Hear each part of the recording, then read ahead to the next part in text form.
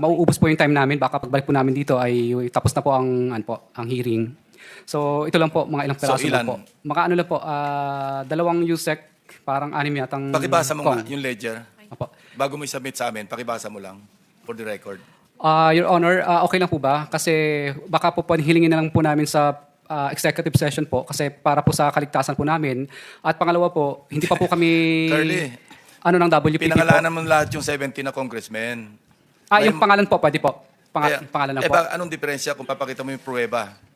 Hindi ba parang maniniwala kami dahil meron kang pruweba dyan? Kasi kung sinabi mo lang mga pangalan, wala ka namang backup document, hindi kami maniniwala basta-basta. So bakit kailangan ng executive session? Binanggit mo na nga yung mga pangalan. Ano pang kinatatakot? Mas nakakatakot yung nagbanggit ka ng pangalan, wala ka namang pruweba. Kesa doon sa nagbanggit ka ng pangalan na may pruweba ka, sila matatakot sa'yo. Your Honor, kadalasan po kasi kapag nagbabanggit po kami dito, minsan po nagagamit po ng iba't ibang ahensya para kasuhan po kami. Hindi pa po kami... Never kindly submit it to us. Mr. Chair? Yes, Senator Risa. Salamat, Mr. Chair. Kung pwedeng itanong kina Mr. at Ms. Diskaya kung yung dalawang dokumentong isusumite nyo na sa komite also covers projects na pinasukan ninyo with government mula 2016 hanggang 2022. Your Honor, pinasa na po sa inyo po yun nung misis ko po, yung hiningi po ninyo na subpoena po para doon sa company niya. Naipasa na po yun. Pero meron din po kaming extra ngayon dito. Di po. So categorically, Hindi pala dala. kasi ang sa pagkaalam ko po, hindi nyo pa sinasubmit yung ledger or list nyo ng mga proyekto mula 2016 to 2022. Paki-confirm lang, Ms. Diskaya. Ako ba? O si Curly? Ako. Oo. It was attention to me, the letter. So I passed it. Kailan yan? October 21, it was received by the Senate. Lahat ng documents except for the ledger kasi I don't have any personal knowledge on the ledger na hawak ko. So including po projects from 2016 to 2022 until 2025. Up to present. Okay po. So including 2016 Yes, to for Alpha and 2022 Omega. projects. Alpha and Omega as requested by the Just for Senate. Alpha and Omega. Hindi po, okay, good po kung nasubmit nyo na yung Alpha and Omega from Yes po. 2016 to 2022. Pero Yes. ang hiningi ko po nung hearing na iyon ay mga proyekto ng lahat ng mga kumpanya nyo I from was just 2016 complying to whatever 2022. was on the list that was requested from Alpha and Omega. Then, Mr. Chair, I welcome na nakapag-submit na po sila for 2016 to 2022 partial. So, standing pa rin po yung request ko that they submit the other projects ng iba pa nilang mga kumpanya besides Alpha and Omega still for 2016 to 2022, Mr. Chair. So, kindly submit the ledger and can you now name the personalities na related sa ledger na dala ninyo, ledger or voucher?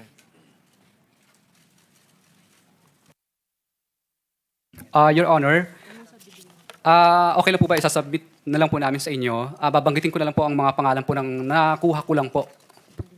Opo. Ang nandito po ay si si Kong Roman Romulo, si Kong Marvin Rillo, si Kong Dean Asistio, si Kong Patrick Vargas, si Kong Marivic Pilar, si Kong Jojo Ang, si Yusek Terence Calatrava, si Yusek Bernardo. Ito lang po ang naano ko po. Amounts at saka dates. Ay, okay lang po yung honor kung ano na lang po, executive session na lang po para po sa... Submit na lang. Alam mo, subpoena. Isasubmit na lang po namin po. Ito po. Submit. Ganun din yan, bababasa rin. Basahin mo na lang. Marami. Hindi ako makarelate sa'yo.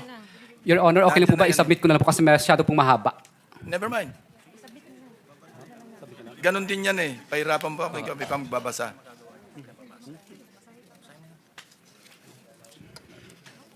Ano ito yung amount? Okay. Your Honor, umpisan ko na lang po kay Yusek Terence Calatrava. Ito po yung mga date niya. Ang date po niya is December 11 is mas maganda to, sir. At ito. Wait.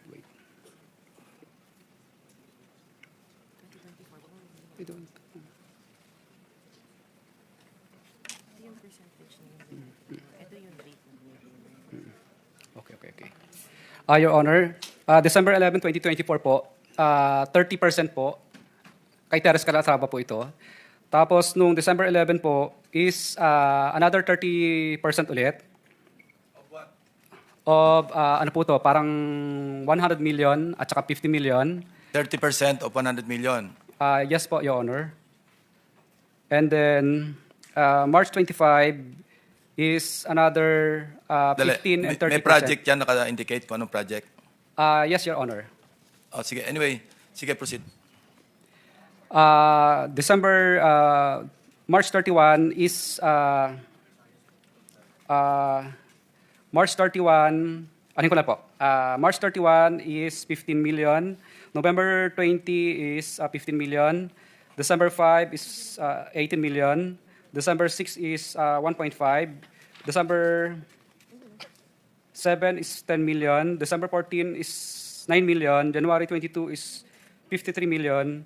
January 18 is 53 million. April 18 is 101 million. May 3 is 5 million. May 3 is 5 million.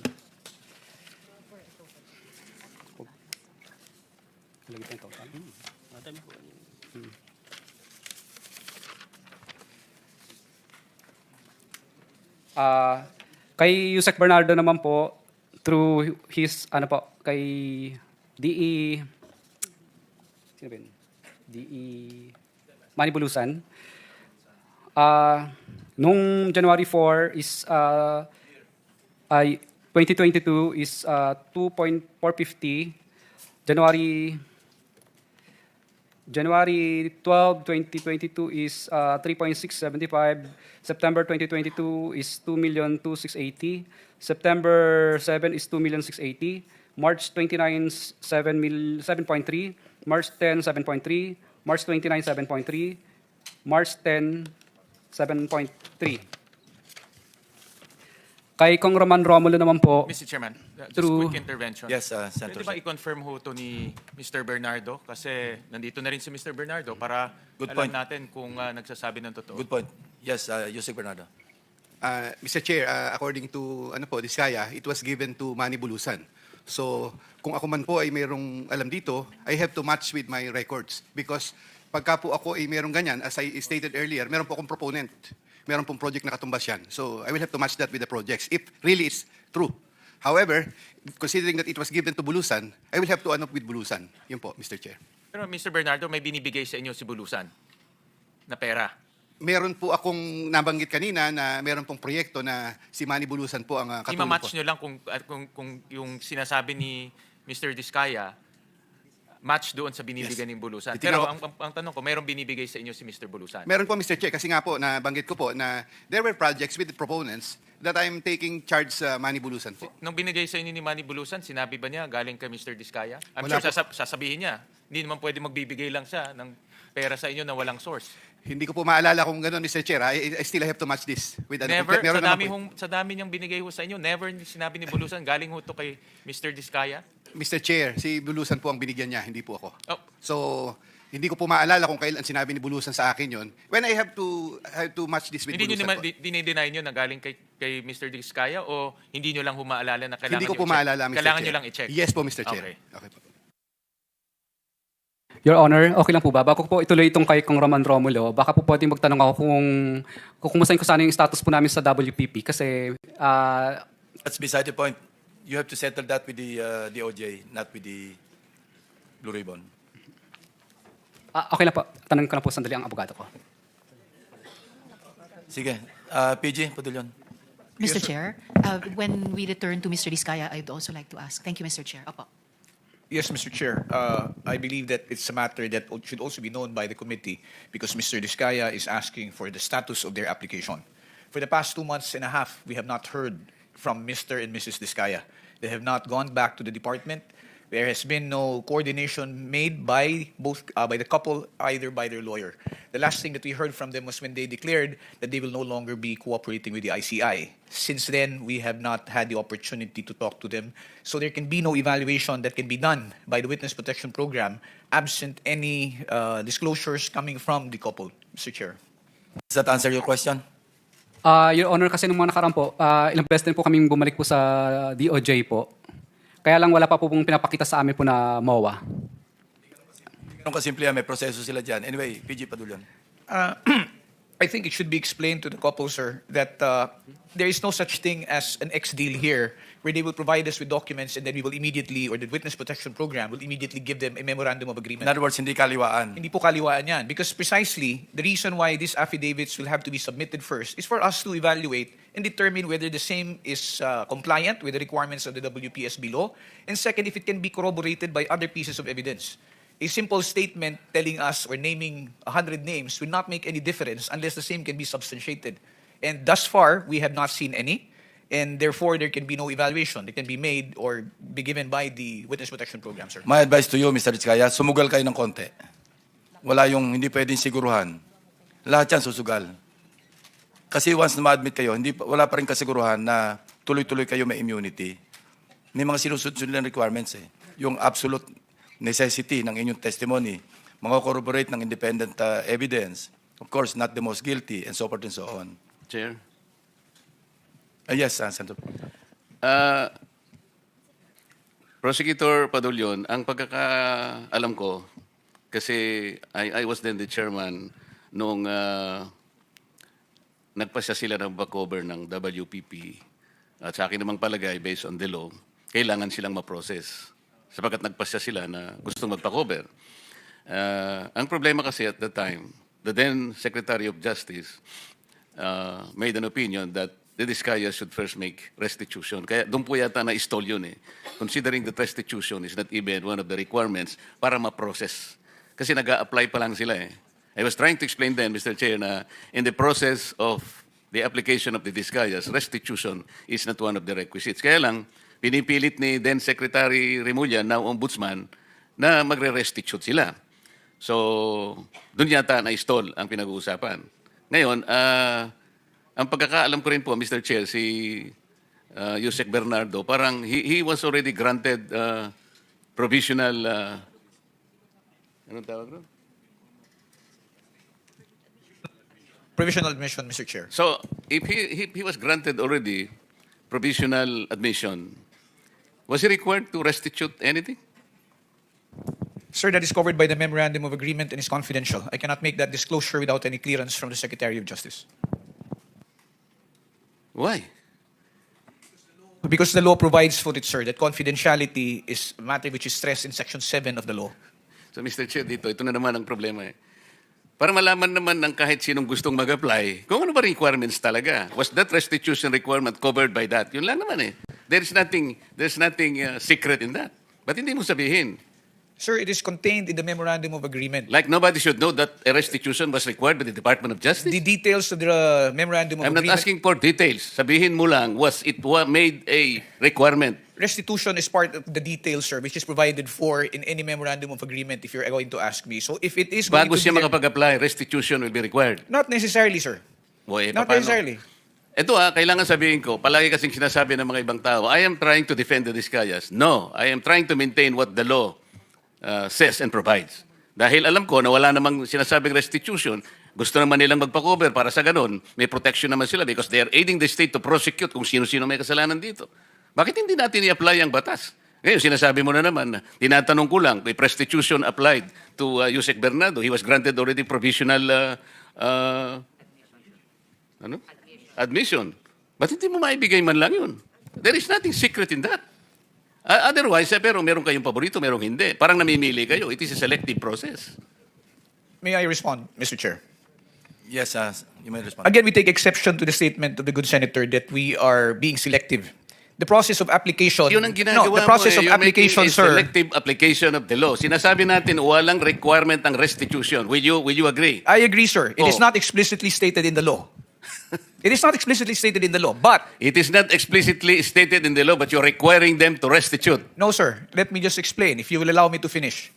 There is What- no what? explicit provision in the law calling for restitution. However, there is a memorandum of agreement whereby terms and conditions can be stated therein. And if there is agreement as to restitution, Alam mo, yung the same can memorandum be of included. agreement, hindi siya kasamang restitution. Yung pagka siya na-admit na as state witness, kaya mo lamang siya lalagyan ng memorandum so that he can cooperate with the DOJ in prosecuting this case. Precisely, Huwag mong sir. iisipin na i-include mo yun doon sa memorandum. You are debating from the law itself. There is no deviation, sir. Sabihin mo sa akin kung anong provision that the memorandum will require restitution. There is nothing in the law, again, which states Ito that... yung problema ninyo eh. Palagi kayong ganyan kung makipag... Ano, sir, we're being very candid with the and then sasabihin nyo, committee. take exception. Kayo ang nagte-take exception, pati batas eh, binabago ninyo. No, sir. If the Diskaya couple would want to be admitted, all they had to do is go through the same process. But it's not a matter only of... Pumunta na sila. Yes, sir. But they have not... Alam mo, si Secretary Boying Rimulya ang nandito. Nag-uusap pa sila dito.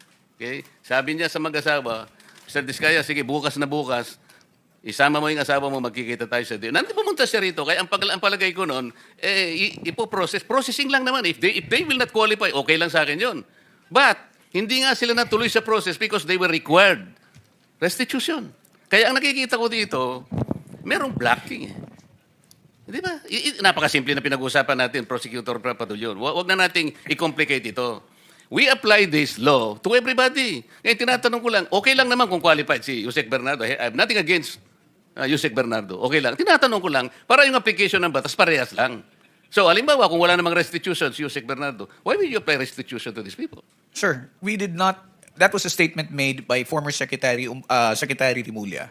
When they were referred to Department of Justice for processing, it was because there was a legislative inquiry which was going on, and the Diskaya couple, during the time that they were testifying, stated that they wanted to be provided security and protection. Immediately after they went to the department, said security and protection was provided to them without any consideration yet as to their application into the program. The evaluation for purposes of being considered in the program is a different process which has not been completed. That is the reason why they have not yet been considered as possible state witnesses in the It cases was which are never pending. completed because you were insisting on restitution. Drop it. Para sa ganun, kung mag-apply sila at kung qualified sila, pagbigyan ninyo. Yun lang ang ano dyan. No, sir. Again, let me disabuse the mind of the good senator. There is no requirement that for purposes of processing, they will have to go through or they will have to make restitution. Yun nga Because it will sinabi ni still go Boying through Rimulya. evaluation. Sinasabi ko sa iyo, yun ang sinabi niya sa press conference niya. Sinabi niya yun eh. Alam mo, mag-a-apply lang eh, sinasabi ko. Kung ang restitution mangyayari at the end of, let's say, napakita talaga na meron silang pananagutan sa batas. Later on, restitution is talagang kailangan. Pero nag-a-apply lang yung tao eh. Kaya nga, Witness Protection and Benefit Program.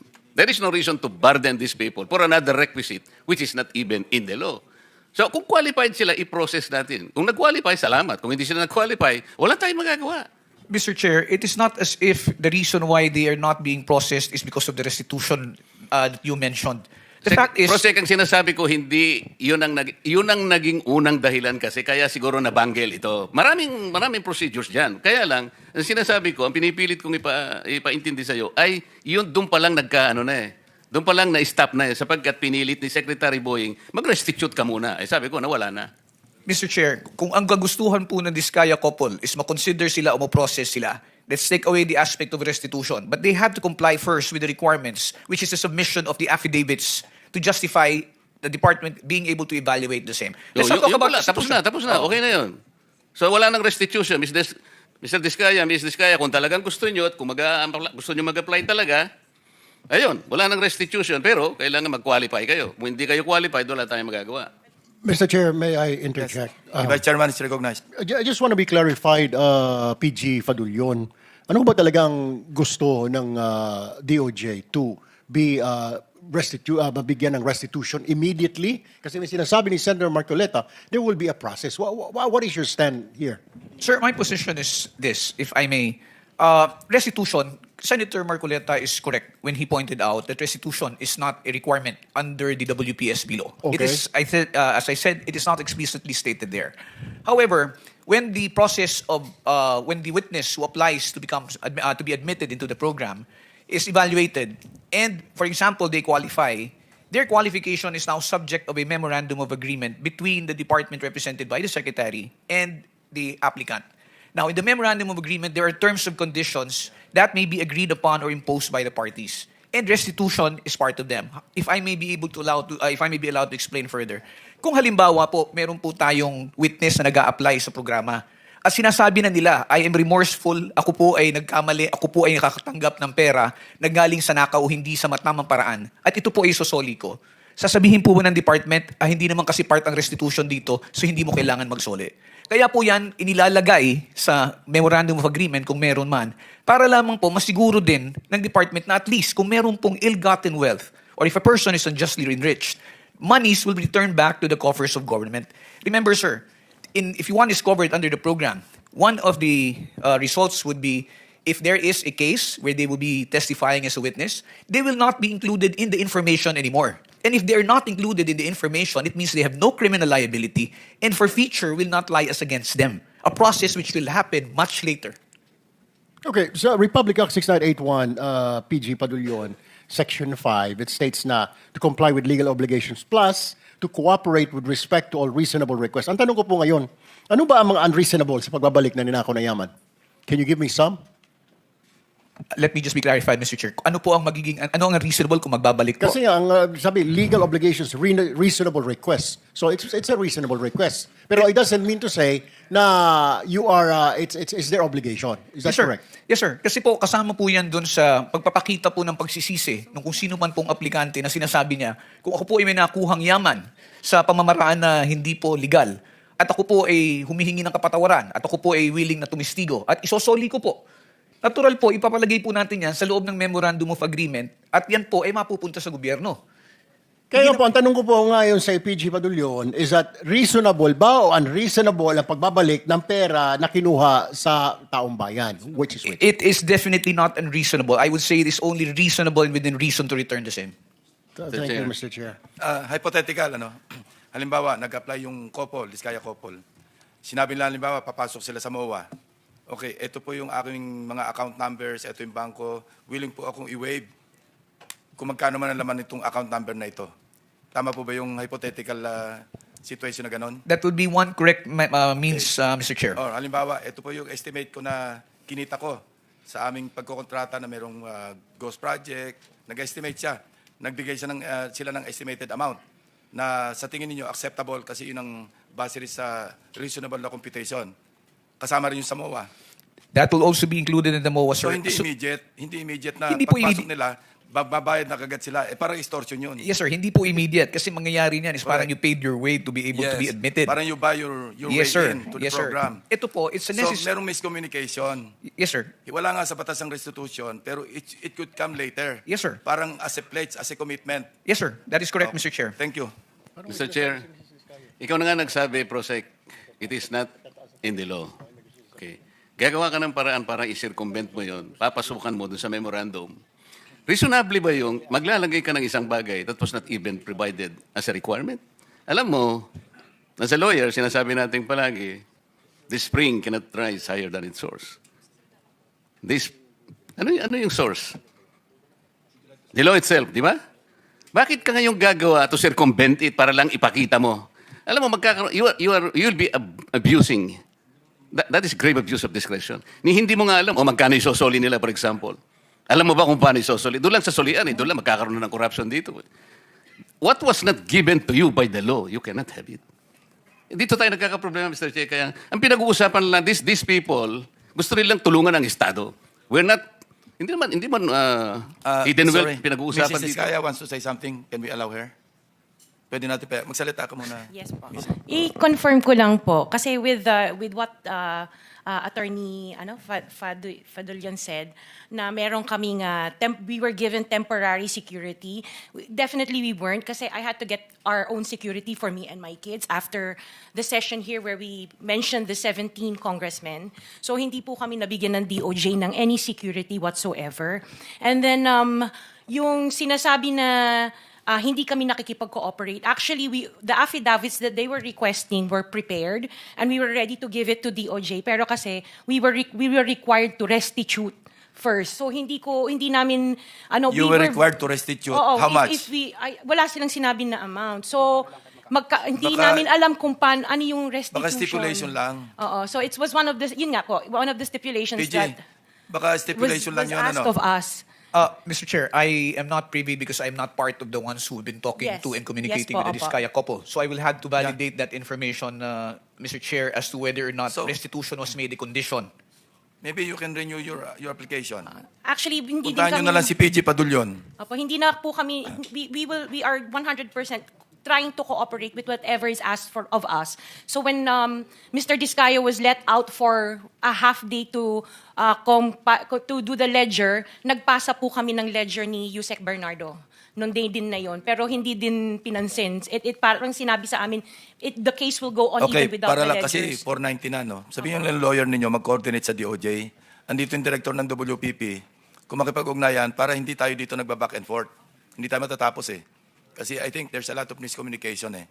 No, iba yung interpretation, iba yung interpretation. Yes, so, Mr. Senator Chair. Rizal, Mr. you're Chair. about to... Yes, salamat Mr. Chair. Since sinabi ni Ms. Diskaya na gusto nilang mag-cooperate 100% sa mga investigasyong ito, just to make of record explicitly, bukod po sa sinabmit na nilang mga proyekto ng Alpha and Omega 2016 to 2022, iniintay pa po ng komite yung mga proyekto 2016 to 22 ng St. Gerard, St. Timothy, Amethyst Horizon, St. Matthew, Great Pacific Builders, at Elite General mga Diskaya taong 2016 hanggang 2022 din, Mr. Chairman. Salamat po.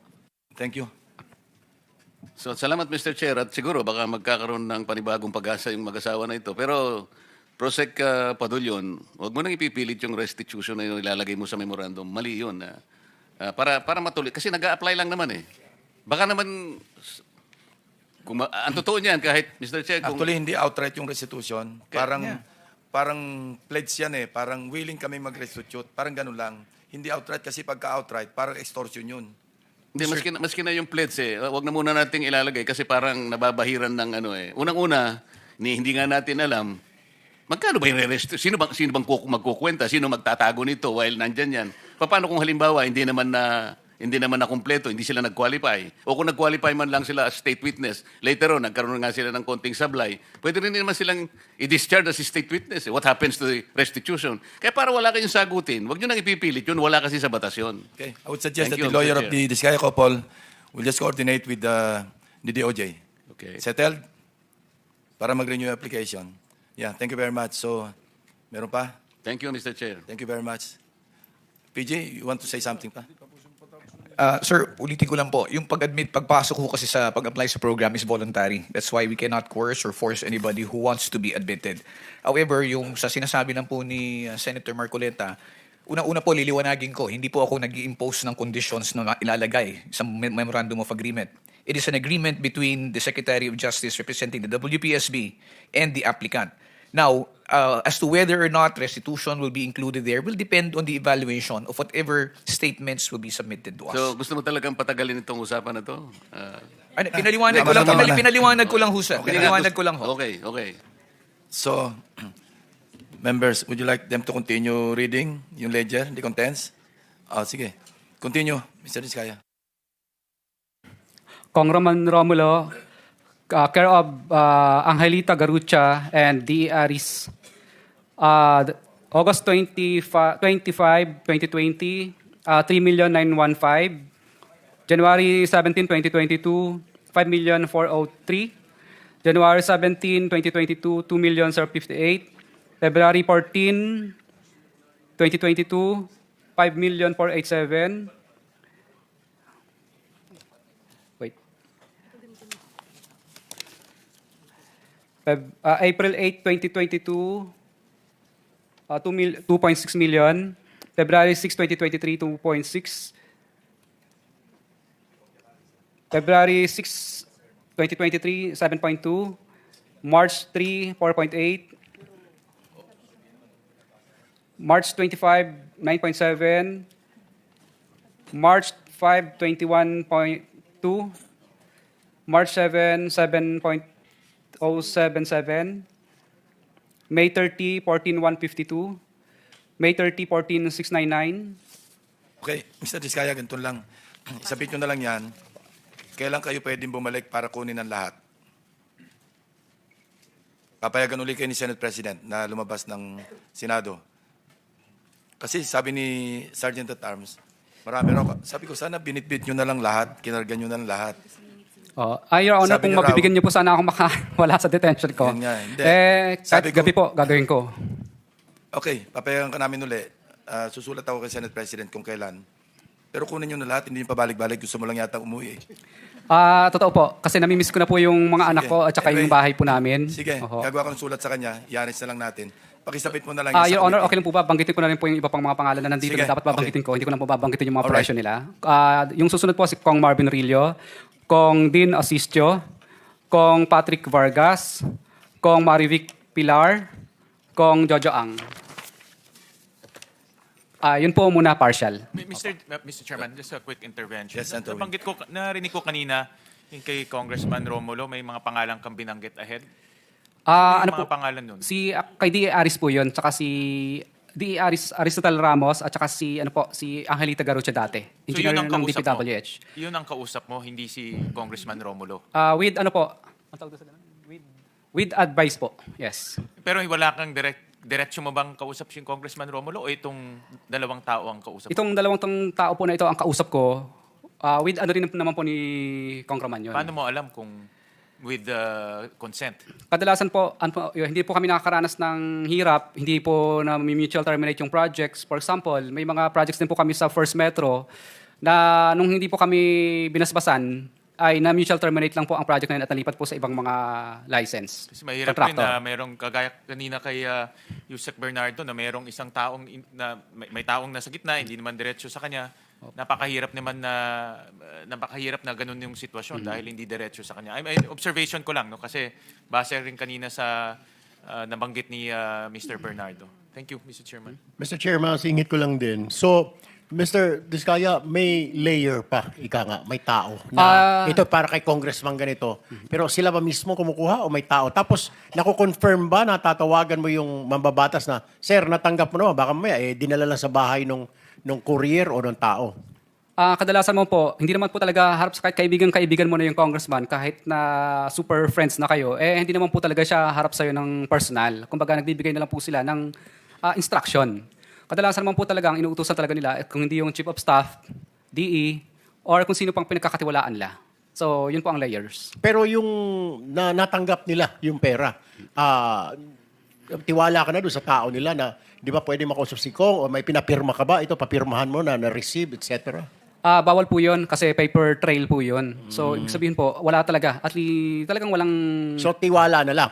Yes po, mararamdaman mo lang naman po yun na talagang hindi ka binasbasan kapag pinahihirapan ka na. May pahirapan kang makakolekta, pahirapan ka sa lahat, o ano po mga klase ng bagay. Pag yan na po ang naramdaman mo, ibig sabihin, yung pera hindi nakarating. Pati sa collection siguro. Pag, Yes po, opo. collection mo. Sa collection mo po, mobilization mo pa lang, mahihirapan ka na. Sa next partial collection, kahit siguro tapos mo na yung project, hindi ka pa rin makakasingil kasi hindi po pa binibigay yung obligasyon. So, yun lang ang mga senyales na natanggap nung sponsor mo o nung proponent na yung binigay mo na commission niya, natanggap niya, kaya mabilis pati Opo. hanggang sa collection. Yes po, Your Honor. At minsan po, pag nagkita po kami ng politiko na yon, minsan kadalasan po, nagkakaintindihan na po kami. Hindi na kami nagtatanungan, Kong, natanggap mo na ba? Hindi na po yun. Kasi, ano na po, yung parang, alam niya na. Ibig sabihin, parang hindi siya umaangal. Di okay. So, sinyasan na lang. Opo. Maraming salamat. Thank you, Mr. Chair.